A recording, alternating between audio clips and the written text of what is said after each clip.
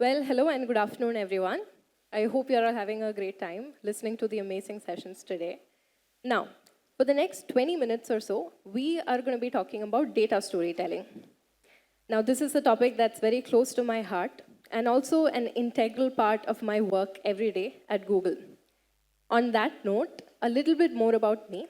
I'm Gopika Santhosh. I'm a strategy and insights manager at Google and a data professional with over 7 years of experience in the industry across verticals like data science, analytics, and insights. Prior to joining Google, I've been in various data-related roles at LinkedIn as well as MuSigma. Now, outside of work, I'm passionate about public speaking. Now, this is a skill that I picked up from school and college, taking part in numerous elocution and debate competitions, and even having won a few titles at the national level to my name. So that's the passion. And data storytelling, for me, is the perfect combination of data, which is an integral part of my career, and storytelling, or communication, or public speaking, which is essentially my passion. So let's get started, shall we? Now, let me set the stage. Assume that we are all at an international panel discussion on climate change. Now, you, the audience, are representatives from various NGOs from across the globe, and I am tasked with convincing you about climate change and the repercussions of it. Now, let's take a look at a few slides that I've put together for this, shall we?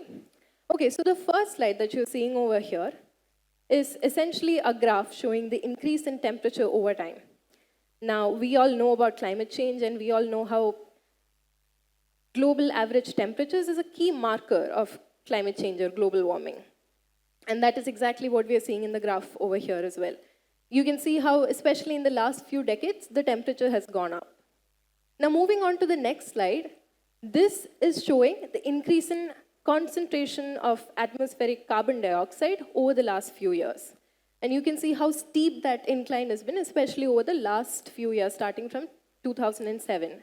Moving on, this is a graph showing how global average temperature has been on the increase, especially, let's say, starting 1940s and 1960s. And then the black line showing how carbon dioxide has been increasing in line with temperature as well.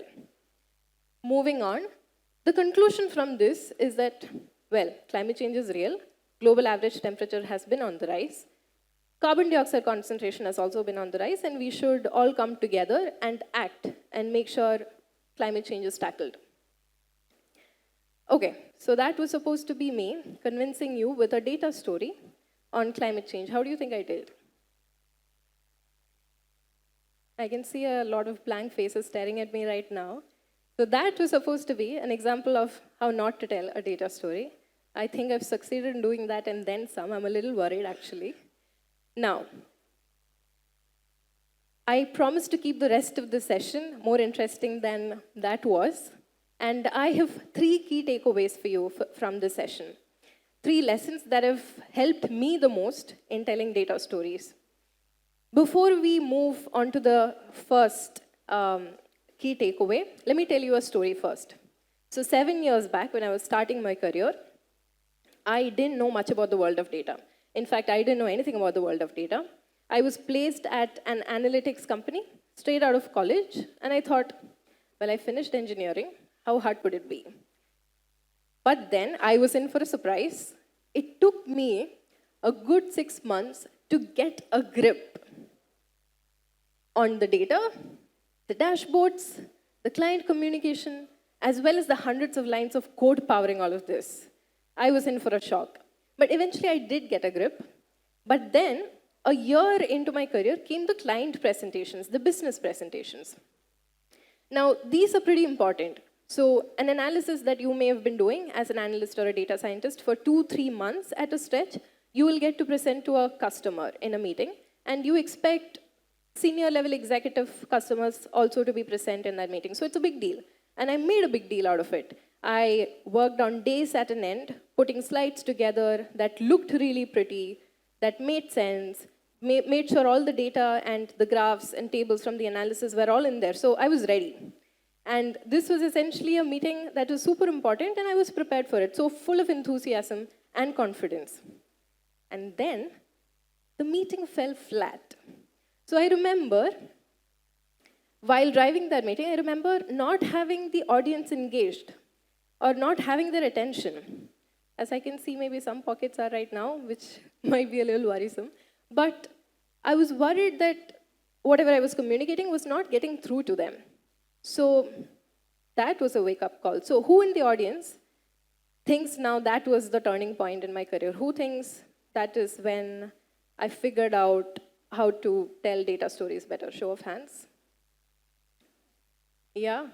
No, it wasn't, because that kept happening. The meeting fell flat, and it kept happening for a few more meetings, a few more months. And then finally I asked my manager, why am I not able to drive these meetings better? Why are they not engaged? And my manager said, Gopika, your data storytelling needs to be better. And some of the key takeaways that I got from my manager in that conversation, among them, there is one thing, one key lesson that's helped me in all these years in building presentations, in building slides, in telling stories in the most impactful way possible. And that is first principles thinking. So this may be a new term, a strange term, but let me explain. First principles thinking is essentially breaking down a problem statement into its fundamental elements. Now, I'm assuming this room mostly is filled with college students. So every time I say problem statement, you can think a seminar that you have to present, or you're finally a project, or your mini project that you have to present.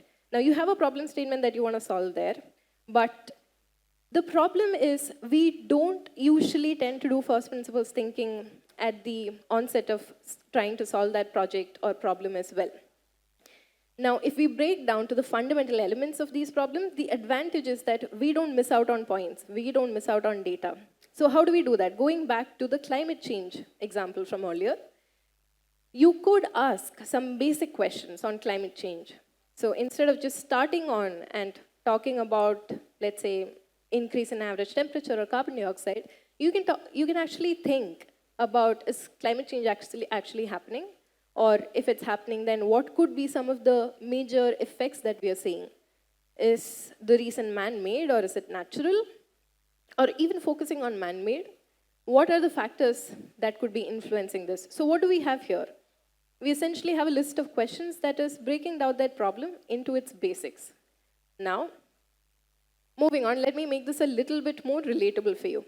So imagine you are in a supermarket. Imagine a Reliance or a More where you would just ordinarily go and do your shopping, right? You are also a part of a business team that has been tasked with improving the revenue of that supermarket. Okay? Clear? Now, what do we do first? So when we hear the statement, improving revenue, our usual tendency would be to kind of go solutions first. Think about all of those things that could actually impact the revenue of the supermarket. So what came to my mind first are these. Let me figure out what the most popular product in that supermarket is and maybe sell more of them so I get more money.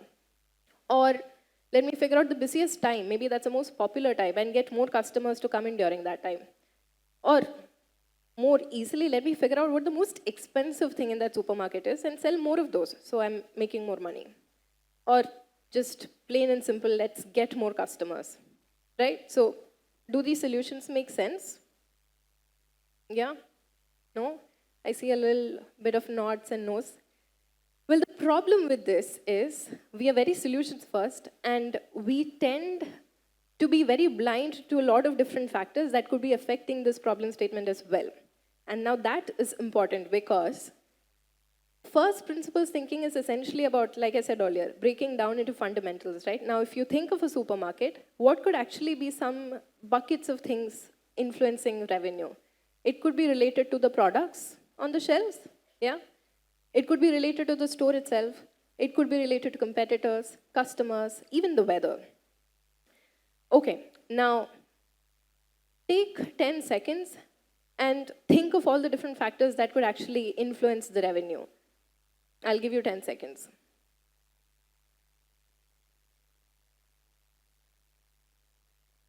Give me a show of hands once you think you're ready.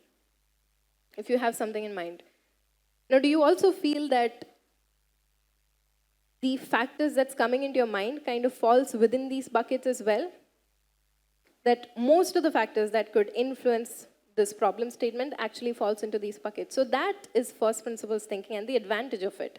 Essentially, making sure you've broken down into the fundamentals and also making sure these buckets are mutually exclusive so that none of these factors kind of fall in two buckets at the same time, and collectively exhaustive, making sure that together they give you that broad spectrum of solutions that actually would make sense for that problem statement. So that is first principles thinking. Now, before moving on to the next slide, let me tell you another story. So around the time I started my career, I had already been doing public speaking for about 10 years. So essentially, school and college elocution and debate competitions, a lot of them.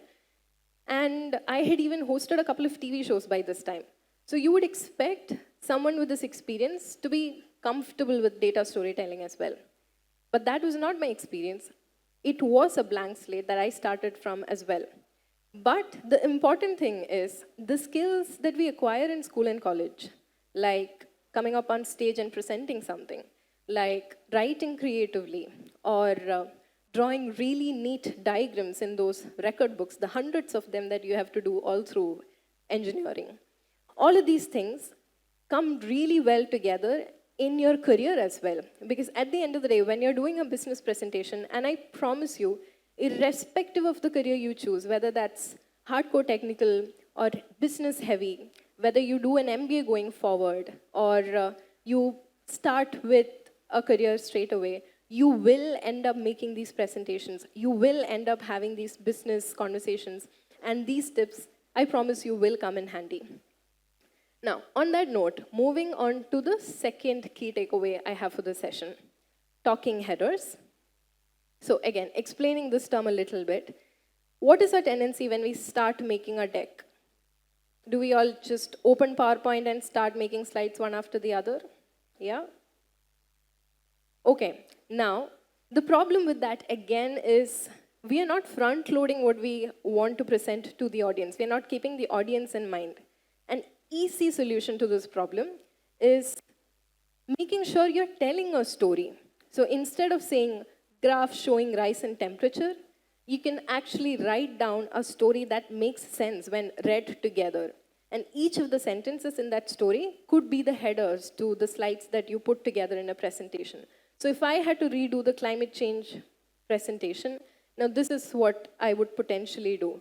Climate change is a real threat and it could have serious repercussions. That's my first key message. Then talking about rising temperatures, because that is one of the key important points. Third, talking about the big challenge in trying to curb this rising temperature, which being the emission of greenhouse gases. And then finally, giving a solution, giving a recommendation saying that we all need to come together and do something. Now, does this sound like a story? Does this sound like a storyline that makes sense? Yeah? Okay. Now, so that is essentially what talking headers do. It gives you a storyline that you can just plug and play into your presentation and communicate so that even if you are not present in person, someone can read through that presentation and still make sense of what is being communicated. Now, so that's on the second key takeaway. I actually have one more small story to tell before we move on to the third and final key takeaway. So when the organizers of this event reached out to me and said that their theme is element of tenet, if you are thinking right now that I went to data storytelling straight away, I didn't. Because when I heard element of tenet, bringing science and philosophy together, it sounded to me like a Christopher Nolan movie, to be honest. Wait, there's actually a Nolan movie that sounds something like that. But no, I had to talk to the organizers a couple of times. I had to understand what they were meaning, and then they sent me an email with the description. There was one sentence in it that made all the difference, where it said, bringing the rigidity of science and the flow of creativity together. And that is essentially what led me to data storytelling, because that is what I do as a part of my work every single day. Now, I also wanted to come up with one key takeaway for this audience so that if you don't remember anything else from this session, you should remember this. And that is the third and final key takeaway I have, the story structure. But before we move into the story structure for a business presentation, let's talk a little bit about this. What does this remind you of? Fairy tales? The picture? Yeah? Okay, so what do we see? We see a castle, we see a setting, a wonderful land, we see a princess, we see a knight in shining armor, quite literally, and we see a dragon, who I am assuming might be an evil character, but the dragon is pretty cute. And now, if you have to think about every fairy tale that you've ever heard of in your life, does it sound something like what's on the right side? It starts with, once upon a time, in a land far, far away, people were happy, they were all prosperous, and so it goes. And then it says, there was a prince or a princess who was very dearly loved by the people of that land. With me till now? Yeah? And then we talk about the evil witch or the evil villain or the evil force that comes and gets jealous of the prince or the princess, kidnaps them, plans to kill them, and all of that. Still making sense? And then finally, the fairy tale always ends with a knight in shining armor coming to the rescue, or the prince or the princess being intelligent and finding their escape route from imprisonment, right? So, does that sound like the storyline of every fairy tale you've ever heard of in your life? Now, if you go to a 4 or 5-year-old today and ask them about fairy tales, or ask them about a story that they want to tell, they would most probably narrate something along these lines as well. Do you know why? Because these structures have been used for decades, for centuries, and they work. So let's see how we can learn from a fairy tale and use that for business meetings, shall we? If I have to break down these 4 kind of routes the fairy tale takes, the first is context setting. That is essentially giving an idea of the lay of the land. The second is introducing the main subject, the prince or the princess, and getting people to empathize with that main character. Yeah? The third is the evil villain.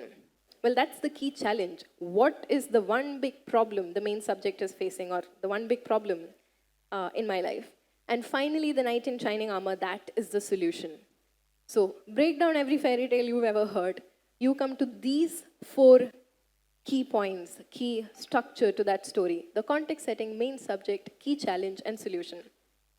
Now, if we again have to go back to the climate change problem, remember these long sentences, the storyline from the talking headers I had?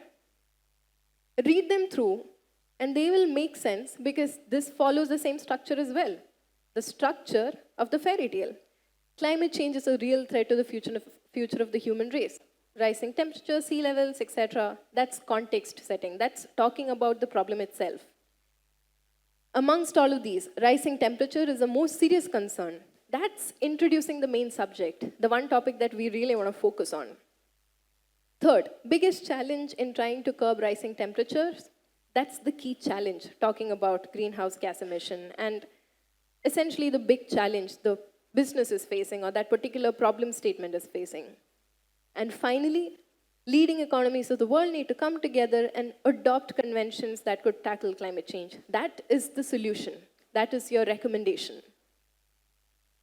Moving on, I hope I've given you a sense of how to convert the slides we saw at the beginning with the not so necessarily connected storyline into something that finally makes sense. And I hope if you have to remember one thing from this session, you remember the fairy tales and you remember the structure, and I hope you get to use that in your college presentations or business presentations in the future.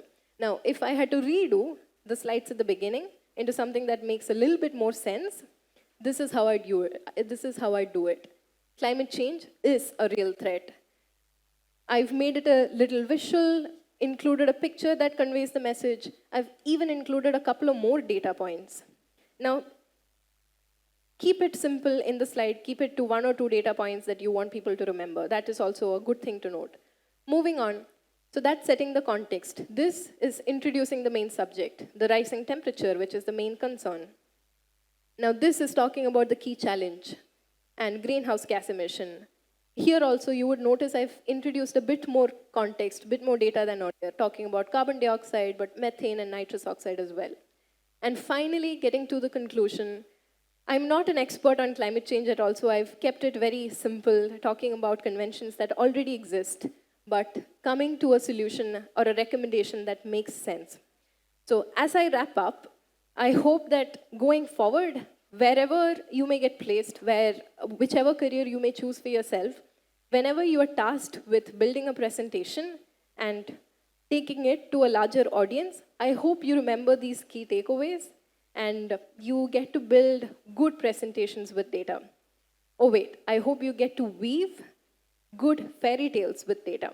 And that's my wrap. Thank you.